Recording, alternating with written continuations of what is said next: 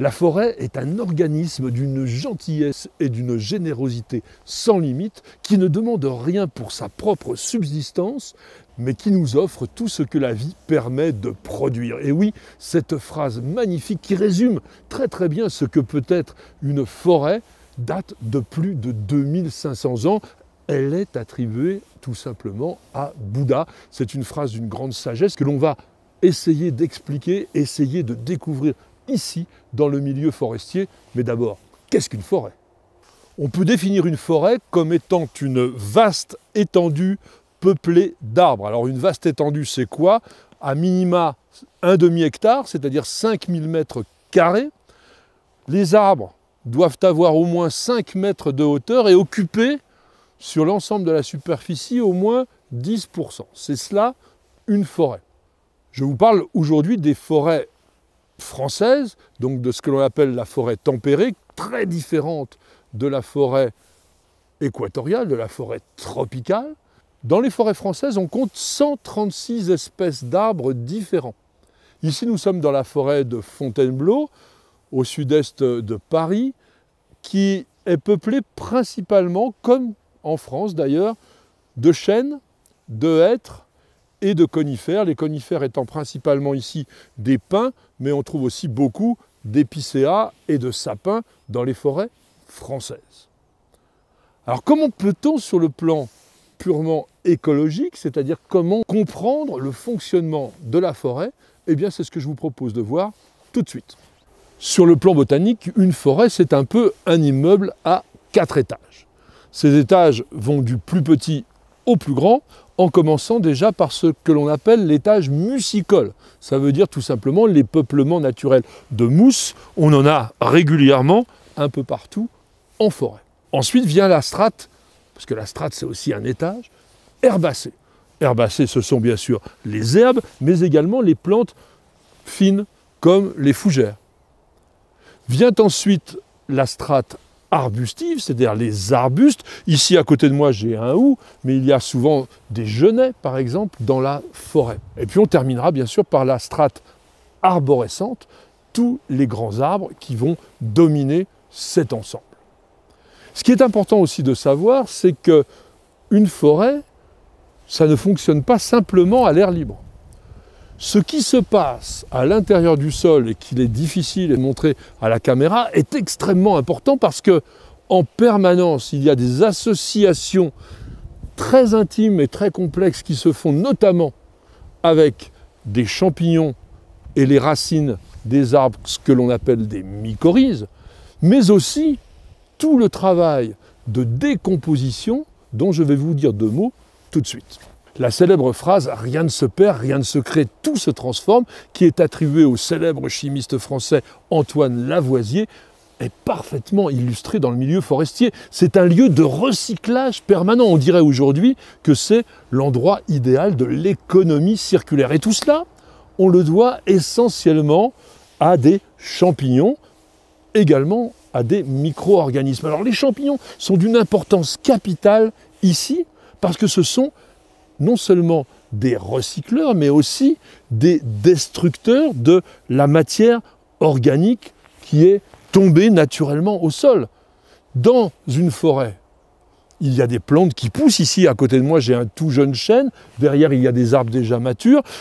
Au sol, il y a certainement des graines qui sont en train de dormir pour l'hiver, mais au printemps, elles émergeront. Et puis, à côté de cela, on a des branches anciennes qui sont tombées. Nous sommes à l'automne, les feuilles tombent, elles se décomposent grâce aux champignons. Et on le voit bien ici, on a des champignons qui sont collés sur cette branche. Et regardez, le bois, c'est devenu tout simplement quelque chose de très fin qui se délite grâce aux champignons. Mais ce que l'on voit ici, ce ne sont que la partie émergée de l'iceberg champignon. Nous avons affaire à la fructification du champignon. Pour voir ce qui se passe, il faut aller regarder dans le sol, parce que ce sont les mycéliums, c'est-à-dire le corps, si je puis dire, du champignon, qui travaille pour la nature et qui fait partie des éléments majeurs du cycle.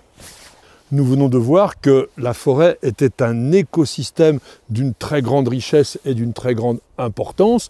Il est donc logique que ce soit aussi une concentration de biodiversité exceptionnelle. On estime qu'environ 80% des espèces terrestres vivent dans des milieux forestiers. En France, 30% de la biodiversité française est concentrée dans la forêt.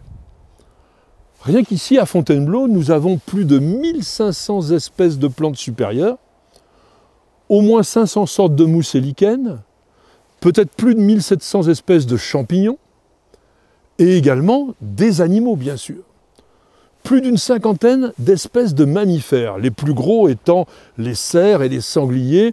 Les sangliers sont très importants, très abondants, et ils travaillent également le sol d'une façon importante à la recherche des glands le plus souvent.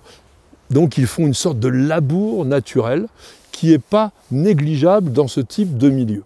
Il y a énormément d'oiseaux, plus d'une centaine d'espèces ont été répertoriées ici à Fontainebleau, et ces oiseaux, eux, jouent un rôle majeur dans la dissémination des graines, puisqu'ils sont pour la plupart granivores et qu'ils ne digèrent pas forcément toujours les graines, souvent juste l'enveloppe, et ensuite on va retrouver dans leur déjection ces graines qui vont aller un petit peu partout et continuer donc à peupler la forêt. Le rôle écologique de la forêt est également très important par rapport au problème de réchauffement climatique que l'on constate aujourd'hui. Il est évident qu'avec le système de photosynthèse et la masse végétale que l'on a ici, la forêt est un élément de climatisation naturelle très important par ce qu'on appelle l'évapotranspiration, c'est-à-dire donc la transpiration de la plante qui évapore en permanence de la vapeur d'eau. Eh bien, dans une forêt, en été, il fait toujours beaucoup plus frais. Il est bon de s'y promener, tout simplement parce que les plantes travaillent. Et ces plantes travaillent également à produire de l'oxygène et surtout par rapport aussi au réchauffement climatique, à stocker du carbone, puisque à partir du moment où vous avez ici tous ces troncs d'arbres, ce sont des éléments carbonés très importants. Il y en a aussi stockés dans le sol, d'où l'importance majeure de la forêt, et fort heureusement qu'elles existent. Si l'on parle beaucoup des forêts primaires, avec notamment la catastrophique déforestation de la forêt amazonienne, qui est de très loin la plus grande réserve mondiale d'arbres, eh bien sachez qu'en France c'est totalement différent. D'abord, nous n'avons pas de véritable forêt naturelle. Une forêt primaire, c'est une forêt spontanée où l'homme n'a pas eu à intervenir. En France, en revanche, toutes les forêts, ou quasiment toutes, sont des forêts plantées. Elles ont été largement travaillées depuis des siècles et on continue aujourd'hui à exploiter le bois. Donc il y a réellement un service économique fourni par les forêts, puisque dans le monde, on exploite environ 3,5 milliards de mètres cubes, c'est considérable, de bois tous les ans, à la fois pour construire, pour se chauffer, etc. La forêt en France, donc, qui est gérée, qui est exploitée, qui est principalement d'ailleurs une forêt d'origine privée, bénéficie d'un plan de gestion, parce qu'il faut continuer à faire en sorte que la forêt produise, mais il faut également conserver les services écologiques, on dit écosystémiques, dont je vous ai déjà parlé, et qui ne se limitent pas à cela. Par exemple, rien que de se promener en forêt, ça fait du bien, on respire de l'air pur. La forêt filtre l'eau, elle évite dans certains endroits les inondations. C'est un élément aussi épurateur de l'air, donc qui lutte contre la pollution, etc., etc.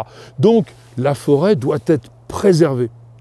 Et dans notre pays, on la préserve, puisque en moins d'un siècle, eh bien, la surface forestière a plus que doublé, et l'on plante chaque année plus d'arbres que l'on en coupe. Il faut bien le savoir.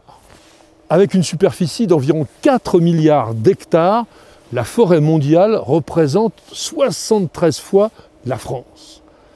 Dans notre pays, la forêt couvre 16,8 millions d'hectares, c'est déjà beaucoup, ça représente environ 31% de la couverture totale de notre territoire, et elle ne fait, comme je disais précédemment, qu'augmenter. La forêt reste pourtant extrêmement fragile, mais peut-on comparer la forêt à un jardin? Eh bien sur un certain plan, oui, parce que ce que l'on appelle aujourd'hui la permaculture et qui est très à la mode, a été inspiré de l'écosystème forestier, à savoir que l'on recycle en permanence, que le couvert que l'on a ici ne doit pas être éliminé. Donc il est très important de protéger ces forêts, de les exploiter de façon très rationnelle avec des experts, un peu comme nous le faisons aussi dans nos jardins, d'avoir à la fois le respect et également la modération. Et nous terminerons cette ode à la forêt avec la magnifique phrase de Louis Robert Stevenson qui a dit « Ce n'est pas tant par sa beauté que la forêt s'impose au cœur des hommes que par ce quelque chose de subtil, cette qualité de l'air, cette émanation des vieux arbres qui renouvelle et transforme si merveilleusement un esprit fatigué. »